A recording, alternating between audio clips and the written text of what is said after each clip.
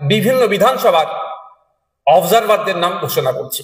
আমরা প্রথম পর্যায়ের আজকে ঘোষণা করছি। কুচবিহার জেলার কুচবিহার দক্ষিণ বিধানসভার পর্যবেক্ষক হিসাবে আমরা মোহাম্মদ শাহিনুর হক ও বাপি আলমকে দায়িত্ব দিয়েছি। আলিপুরদুয়ার জেলার কালচিনি বিধানসভাতে আমরা রাকেশ তামাং, ফারিজুল ইসলাম দায়িত্ব দিয়েছি। জলপাইগুড়ি জেলাতে নাগরাকাটা বিধানসভার রাজঠিক বড়াইককে আমরা দায়িত্ব তুলে দিচ্ছি। উত্তর দিনাজপুর জেলার করণদিঘি বিধানসভার অধ্যাপক বাপি সরেন ও আবু বক্কর সিদ্দিককে এই দায়িত্ব আমরা অর্পণ করছি। ইটাহার বিধানসভায় আনোয়ার হোসেন সাহেব এই দায়িত্ব পাচ্ছেন।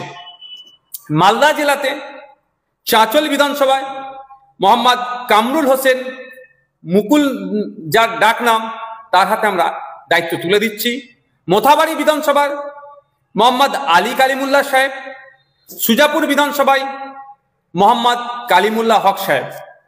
মুর্শিদাবাদ জেলায় যে সমস্ত বিধানসভার আমরা অবজারভার দিচ্ছি, ফারাক্কা বিধানসভায় আজমিরুল শেখ, সাগরদী বিধানসভায় সাইফুদ্দিন মন্ডল ও আব্দুর রাকিব, ভগবানগোলা বিধানসভায় হাবিব শেখ, রানীনগর বিধানসভায় আইনজীবী অলিউল ইসলাম সাহেব, মুর্শিদাবাদ বিধানসভায় রিন্টু শেখ, আজাদ শেখ, রেজিনগর বিধানসভায় গোলাম মোস্তফা, হরিয়ারপাড়া বিধানসভায় সনৎ কুমার শর্মা, রাশেদুল মন্ডল, দমকল বিধানসভায় সিদ্দিক শেখ, জলঙ্গি বিধানসভায় কারিউল ইসলাম, গোলাম রহমান বিশ্বাস।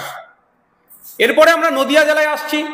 নদিয়া জেলার যে সমস্ত বিধানসভায় আমরা প্রথম পর্যায়ের অবজারভার নিয়োগ করছি, তাদের নামগুলি হলো: করিমপুর বিধানসভায় অমিত চক্রবর্তী, যাকে পাপ্পু নামে পরিচিত যিনি; পলাশিপাড়া বিধানসভায় মহিবুল মন্ডল, চাপড়া বিধানসভায় ফরজ আলী মোল্লা, রমজান আলী মন্ডল, হরিণঘাটা বিধানসভায় শফিকুল মন্ডল। এরপরে আমরা আসছি উত্তর 24 পরগনা জেলার বাগদা বিধানসভায় বাকিবিল্লা মন্ডল, বনগাঁ উত্তর বিধানসভায় রানা মুখার্জি, বাদুরিয়া বিধানসভায় মোহাম্মদ কুতুবুদ্দিন ফাতেহি, হাবড়া বিধানসভায় সাবির আলী মন্ডল, অশোকনগর বিধানসভায় তাপস ব্যানার্জি, আমডাঙ্গা বিধানসভায় বিশ্বজিৎ মাইতি, মধ্যমগ্রাম বিধানসভায়